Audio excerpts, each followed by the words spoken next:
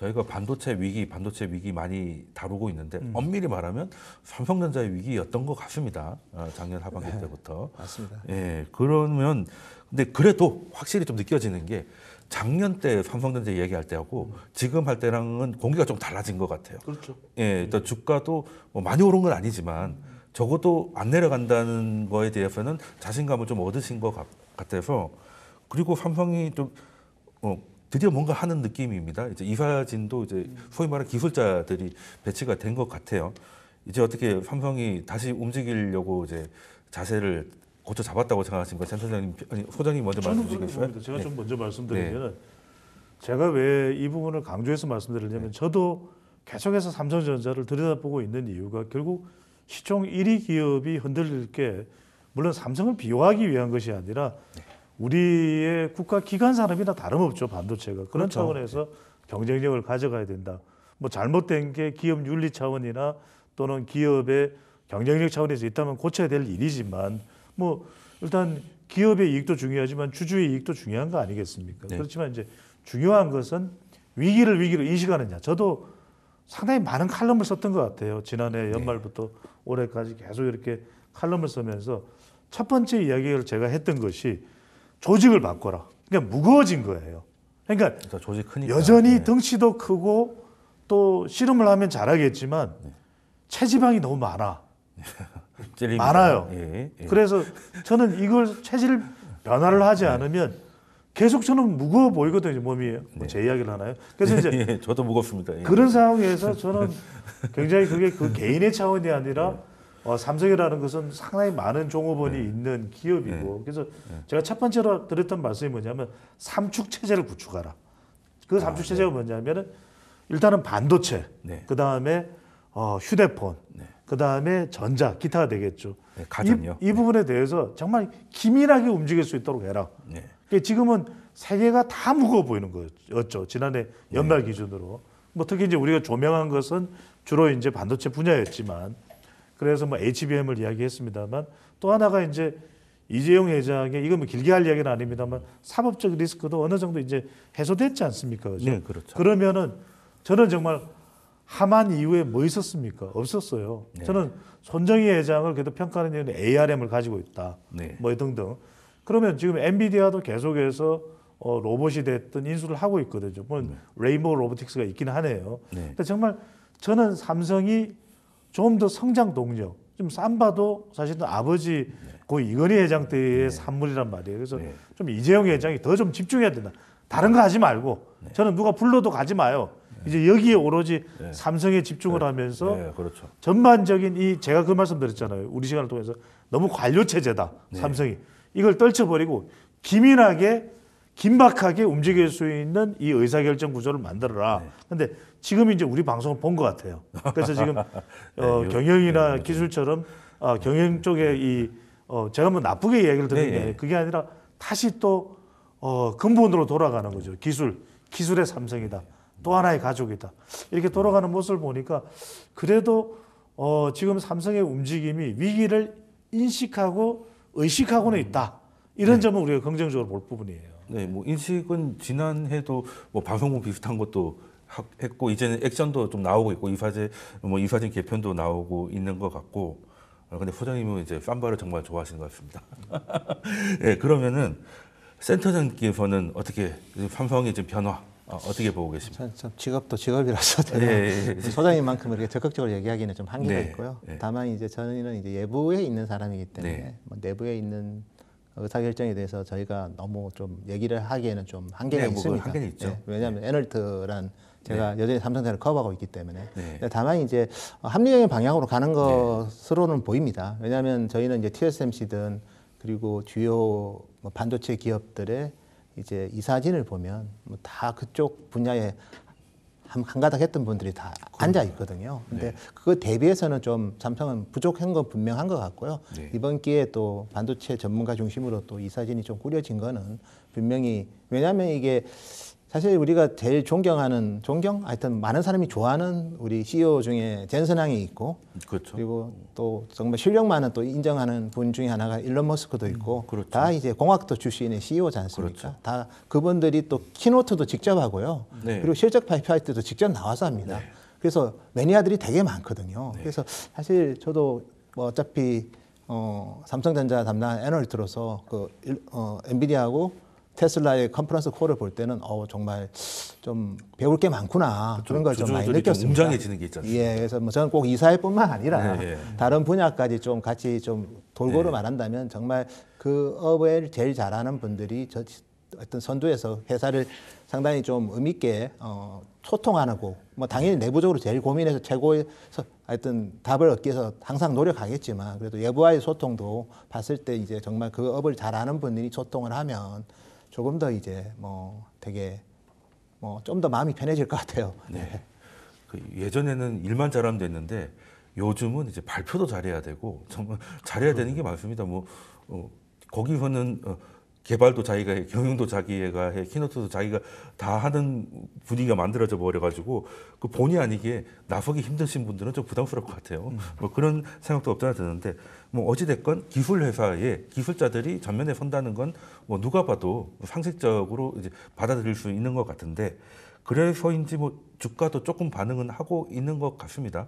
그런데 너무 많이 빠져서 돌아오는 걸까요? 아니면은 그래도 뭐 디램의 레거시에 대한 그 개선이 돼서 좀 이유 있는 반등이라고 보십니까? 저는 사실 낙폭과대 반등의 자사주 소각, 네. 그러니까 밸류에이션과 자사주 소각이 제일 큰 트리거였다고 보고요. 사실 1분기 실적도 안 좋고, 물론 뭐 주가가 1분기 실적 보고 가지도 않고 1분기가 바닥이면 뭐 바닥이니까 오를 수도 있고, 그렇죠. 바닥은 하긴 했습니다. 사실 5만 원 깨질 때 저는 하긴 했다고 그때도 저희가 시장에다 얘기를 많이 드렸고, 다만 이제 얼마만큼 갈 수 있느냐가 중요한데 6만 원까지는 저희가 봐도 그냥 PBR 적용하더라도 PBR 한 배 적용하면 6만 2천 원이니까 한 배 정도는 원래 안 받았던 회사예요. 보통 안 받아도 1.3배 받았거든요. 그러니까 그 정도 반등은 뭐 당연한 반등인 거고, 이제 다만 이제 펀더멘탈이 가면 우리가 아주 V자로 이제부터 더 V자로 갈 만큼 펀더멘탈이 많이 변했냐고 보면 1분기, 2분기 실적 다 안 좋거든요. 특히 파운드리는 뭐 적자가 더 확대될 거고, 2분기에는 뭐 계절성이지만 갤럭시 S25가 또 판매가 줄 거고, 그래서 사실은 이제 3분기, 4분기는 그냥 회복될 거야에 대한 기대감이에요. 물론 이제 삼성이 혁신을 해서 HBM3 이제 개선된 제품이 최근에 또 엔비디아에 다시 타진을 하기 때문에 이런 부분들이 하반기 펀더멘탈은 좀 변화시킬 수 있지만, 또 이거는 삼성전자의 또 개별적인 노력인 거고, 또 하반기 업황에 대해서 물론 좋게 보는 분도 있지만 또 지금의 또 트럼프 행국에서는 관세를 세게 부과하면 투자를 줄일 수도 있거든요, 사실은. 그렇죠. 그래서 사실은 지금은 오히려 펀더멘탈 상의 아주 의미 있는 변화가, 우리가 모르는 변화가 있어서 생긴 것보다는 정말 낙폭과대, 밸류에이션, 자사주 소각, 그리고 자사주 소각 또 발표했지 않습니까? 그렇죠. 뭐 그런 부분. 그다음에 주식이라는 게 그렇습니다. 다 아는 주식은 안 갑니다. 아이닉스, 엔비디아 좋은 거 다 알아. 근데 플러스 알파가 더 뭐가 있어. 그때부터 올라가는 폭은 되게 제한적인데, 반면에 너무 많이 빠진 주식은 이게 그냥 조그만 트리거만 생겨도 최소한 20%는 금방 가거든요. 그런 투자에 어떻게 보면 그런 경험들도 최근에 반등에는 심리적으로 작용을 했다. 그래서 제가 아는 뭐 큰 펀드들, 그리고 외국계 펀드들은 그냥 그런 단순한 논리로 접근하는 투자자도 되게 많다는 거. 그 말은 이제 여기서 이제 6만 넘어서 6만 5천 1에 가면 또 프로핏 테이킹 할 수도 있다는 거 좀 열어두셔야 됩니다. 참 중요한 말씀을 해주셨는데, 저도 또 강조드리고 싶은 게 뭐냐면, 제가 우리 시간에 말씀드렸어요. 지난주도 우리가 삼성전자 다뤘는데, 저도 뭐 30년 이상을 주식 투자를 하고 공부를 해왔지만 1, 2년 보시면 답답할 것 같아요. 왜냐하면 여러 가지 이유로 제가 말씀드렸던 대로. 하지만 결국 3, 5년 정도를 바라본다면, 물론 제 이 분석 의견도 참고를 하는 사항입니다. 투자자들의 판단에 있어서. 근데 저는 슬로우 앤 스테디를 생각해야 될 것 같다. 근데 이제 우리가 이소부화를 보면 슬로우 앤 스테디 윈즈 드레이스, 경기를 이기는 것이거든요. 이게 참 중요하다. 왜냐하면 삼성전자가 지금 체질적으로 아주 고려 철갑 기병대의 모습은 아니에요. 제가 분석한 데는. 그래서 지금 중요한 게 그것이 굉장히 이 삼성의 철학과 관련된 부분 같아요. 이 지점은 저는 좀 지적을 하고 싶습니다. 왜? 저는 외부에 있는 사람이니까. 센터장님은 참 애널이라서 말씀드리기 쉽지 않을 수 있지만, 저는 이 말씀드리는 게 자꾸만 독자 초기술을 강조했거든요. 그런데 저는 좀 이 말씀 꼭 드리고 싶어요. 이제는 그런 세상이 아닌 것 같아요. 실속 초협력을 생각해야 된다. 실속이 중요하다. 실속 초협력이라면 저는 뭐 스타게이트 같은 것도 있습니다만 결국 엔비디아는 그 젠슨왕이 세운상가를 돌면서 그 생각했던 꿈이 15년 지나서 이루어진 거 아닙니까? 근데 저는 지금 엔비디아가 삼성전자를 조금 놔두는 이유는 뭐냐? 지금 제2의 고대역부 메모리 이야기가 나옵니다. 네. 저는 여기에서 실속과 협력을 이야기하는. 그러면 엔비디아가 이야기하는 게 AI 시대의 개인용 인공지능 슈퍼컴퓨터 이야기가 나오는데 여러분 요즘에 저는 정보를 전달드리는 차원에서 자체 메모리 표준인 소캠 이야기가 나와요. 우리 센터장님도 아실 텐데 물론 이게 우리가 상당히 지금 뭐 단정적으로 할 이야기는 아닙니다. 그다음에 우리가 소딤에서 소캠으로 가는 이 상황에서 삼성전자와 SK 하이닉스 또는 마이크론과 손잡을 가능성이 있어요. 그래서 저는 요즘에 손잡는다 이야기가 많아요. 오죽해서 손잡는다 이게 손정희 회장까지도 나오네요. 손잡는다. 근데 본정입니까? 저는 실속과 초협력이 정말 중요한 시대가 됐다. 여기에서 과연 이재용 회장이 어떤 판단과 삼성이 어떤 판단을 하는지 중요한데 결과적으로는 소캠이 양산만 된다 그러면은 그동안의 기존 PC가 소딤 시스템이잖아요. 그러면은 D램 모듈이 장착돼 가지고 뭐 아까 말씀하셨던 DDR4나 5를 쓰는 구조라면 이거는 이제 소캠으로 가면 탈부착이 가능하거든요. 좀 전문적인 내용일 수는 있습니다만 줄여서 이제 정리를 해드리면 결국은 이게 협력이에요. 네. 삼성의 독자가 아니야. 우리가 누군데 우리 삼성이야. 초기술이야. 이렇게 해서 그러면 따라갔으면은 TSMC를 제칠 기미가 지금 보였어야죠. 그러니까 저는 조금 철학을 튜닝할 필요가 있냐. 이 독자 초기술에서 실속 초협력으로 가는 이 패러다임의 전환도 좀 생각해 볼 필요가 있다는 말씀을 꼭 전달해 드리고 싶습니다. 그런데 젠슨왕이 세운상가 언제 왔죠? 궁금해서. 그 갔다 그러잖아요. 가서 그때 세운상가에 가서 세운상가에 혹시 워크맨 고치러 오신 건 아니죠? 그냥 세운상가 말씀 주셔가지고 너무 웃겨가지고 한번 질문 한번 드려봤습니다. 중요한 건 아닙니다만.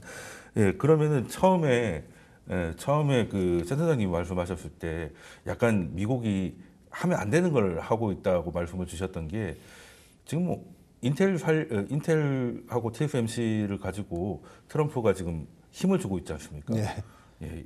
근데 TSMC가 그것 때문에 고민이 많을 거라고 말씀을 주셨고 그럼 TSMC가 고민이 많으면 삼성은 좀 후회도 있는 겁니까? 근데 지금은 결국 이제 삼성 파운드리 자체도 지금 영업 적자도 뭐 많이 나지만 가동률이 되게 낮잖아요. 가동률 중에서 특히 제일 핵심이 HPC입니다. HPC의 티어 1 고객 중에 삼성 고객이 없거든요. 그리고 우리가 이게 오늘부터 개발해봐, 그래 내일부터 만들어 그게 아닙니다. 보통 3나노 제품 개발하니까 10억 불이 넘습니다. 개발비만. 그래서 사실은 그 파인 튜닝하는데 시간이 많이 걸리고요. 그래서 지금 당장 이제 뭐 이것 때문에 삼성이 뭐 그 고객이 삼성한테 넘어오지는 당장 않을 거고 그리고 인텔 관련해서도 지금 뭐 TSMC를 이제 미국 정부가 인텔에 대해서 도움을 안 줬을 때 이제 불이익을 줄 때 근데 그게 이제 뭐 결국 이제 그 고객들이 다 미국 또 팹리세 뭐 예를 들어서 빅테크의 그 주요 가속기 칩 같은 경우에는 이제 빅테크가 설계하고 브로드컴이 커스터마이제이션 하는 거거든요. 그래서 그쪽도 다 미국 기업이고 그다음에 엔비디아도 그렇고 AMD도 그렇고 다 이제 미국 기업들이 팹리스라서 저희가 봤을 때는 뭐 그렇다고 해서 이 생산에 대한 TSMC 그 비즈니스에 대한 것보다는 TSMC한테 뭐 다른 뭐 페널티를 주겠죠. 그래가지고 그 비즈니스 자체는 되고 반면에 이제 TSMC 이익이 좀 훼손되도록 뭐 그런 식이지 그 물량이 삼성한테 넘어오고 그러기는 조기에는 좀 쉽지는 않을 거고 다만 이제 그런 부분이 많아지면 팹리스 고객들도 고민을 하겠죠. 야, 이 TSMC만. 근데 사실 이 얘기는 지금 몇 년째 하고 있어가지고 그러니까요. 저도 사실 의미는 없는 것 같아요. 왜냐하면 저희가 대만에 지진이 왔을 때 그다음에 여러 가지 있을 때 삼성한테 기회가 있을 거라고 했는데 아직까지 기술이 안 되니까 기회를 못 잡아가는 거죠. 그래서 이런 것 흔드는 것도 당연히 삼성은 좀 그러니까 제가 팹리스 기업들에서도 많이 만납니다. 콜컴이든 뭐 이래저래 만나보면 다 바랍니다. 삼성이 정말 잘하기를. TSMC 그냥 매달려가지고 눈치 보기 자기들도 싫대요. 그렇지만 삼성이 그렇겠죠. 그걸 아직은 못 해주는 게 좀 문제인 거지. 그래서 금방 질문도 좋은 질문이지만 이제 한 번 더 네. 다원화에 대한 마음은 먹는 계기는 되겠지만 그 먹은 지가 벌써 한 오래됐거든요. 근데도 결과가 안 돼서 사실 다원화했던 사람들만 집에 갔습니다. 네. 결과적으로. 예. 결국 자기가 잘해야지 남이 잘못돼가지고 그렇죠. 내가 할 수 있을 거라고 생각하면 예, 그리고 생각보다 먹을 게 없었다. 개발비가 10억 불 넘는 그런 네. AI 반도체는 요행을 바라기는 힘듭니다. 네. 그러면 파운드리는 삼성이 넘어야 될 숙제 같고, 근데 지금 당장은 그 미국한테 걸린 것 같긴 한데 창신 메모리가 따라오면 이제 어디까지 따라오고 그 사이에 점유율 줄어들고 이런 것들에 대해서 아까 뭐 일부에서 설명을 좀 주셨지만은 그 창신 메모리가 구체적으로 어디까지 위험할 수 있을지 보시는 건가요? 뭐 일단 뭐 지금 LPDDR5는 뭐 양산했다고 홈페이지에 올려놓고 있고 뭐 사실은 양산은 좀 더 이전에 했는데 이제 좀 홍보를 하는 거고 2023년에 제가 중국 갔을 때에도 창신이 이제 LPDDR5 만든 샘플을 샤오미하고 트랜션에 공급을 이미 했고요. 한 1년 이상 테스트하다가 이번에 이제 공급하는 것 같고 그리고 뭐 PC랑 그다음에 뭐 스마트폰에 들어가는 뭐 우리 LPDDR이랑 PC D램이랑 컨슈머 D램은 뭐 DDR5까지는 그들이 쉽게 온다고 보셔야 돼요. 네. 근데 이제 서버는 고객이 안 살 거기 때문에 고객의 뭐 전 세계 서버 특히 AI 서버 투자의 70%가 미국 기업이거든요. 네. 미국 기업이 굳이 네, 보안 이슈까지 뭐 CXMT 같은 감수하면서. 회사 뭐 성능도 떨어지지만 네. 그 이상의 또 중요한 이슈가 있기 때문에 뭐 그러지는 않을 거고 그런데 어쨌든 전 세계 수요를 보면 올해 이제 빚 기준으로 보통 우리가 많이 표현을 합니다. 금액으로는 HBM이 올해 뭐 저희가 봤을 때 한 35%까지 될 것 같은데 빚으로 보면 HBM이 10%, 그다음에 서버 디램이 35%입니다. 네. 45%는 창신 메모리 2업에서 저는 없다고 보고 있고요. 나머지 60%는 2업에 있으니까 지금은 60%가 2업을 주니까 범용이 아픈 거죠, 사실은. 예. 그럼 범용도 결국에는 11나노 밑으로 내려가야 그게 메인스트림이 될 때.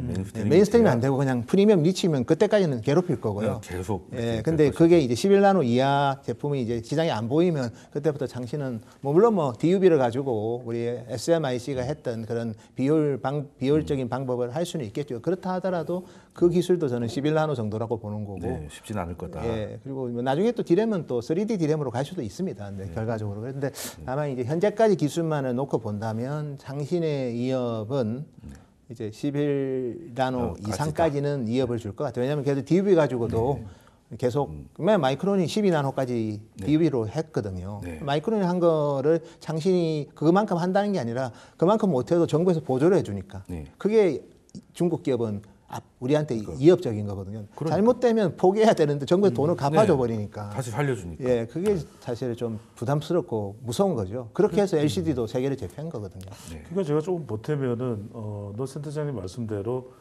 뭐 미국이나 유럽 시장 이외에서의 시장에서 이 중국의 추격을 참 따돌리기는 어려울 것 같아요. 쉽지 않아요. 지금 워낙 턱 밑까지 쫓아왔기 때문에 DDR4든 5든. 그래서 저는 결과적으로는 우리에게는 오히려 트럼프 시대가 기회가 될 수도 있다. 삼전이나 SK 하이닉스 우리 반도체 산업이. 저는 첫 번째로는 뭐냐. 그래도 미국이 견제해 주는 동안에 유럽도 이런 일종의 안보 동일체 차원에서 나토도 중국 견제가 들어가 있거든요. 그런 부분이 이런 반도체까지도 연결된다면 우리로서는 그 시간만큼은 또 기회일 수도 있습니다. 또 하나가 TSMC가 여하튼 인텔과 관련돼서 어떤 식으로든 트럼프의 레버리지 때문에 좀 부담을 가진다면 이때 우리가 결국 좀 협력할 수 있는 게 일본 또 미국 내의 기업들 브로드컴하고는 얼마든지 또 협력도 가능하거든요. 또는 유럽의 기업들 팹립스 이런 부분에서 상당히 또 경쟁력이 있어서 이런 부분에 우리가 좀 얼마든지 기회를 가질 수 있지 않나라는 또 생각도 해봅니다. 네, 알겠습니다. 미국이 시간을 얼마나 벌어줄지 그리고 그 사이 동안 우리가 프리미엄 시장이 얼마나 메인스트림에 올라올지가 중요하다 말씀을 주셨고요. 그럼 오늘 두 분 말씀은 여기까지 듣도록 하겠습니다. 지금까지 노군창 센터장님 그리고 배종찬 소장님이셨습니다. 두 분 말씀 감사드립니다. 고맙습니다.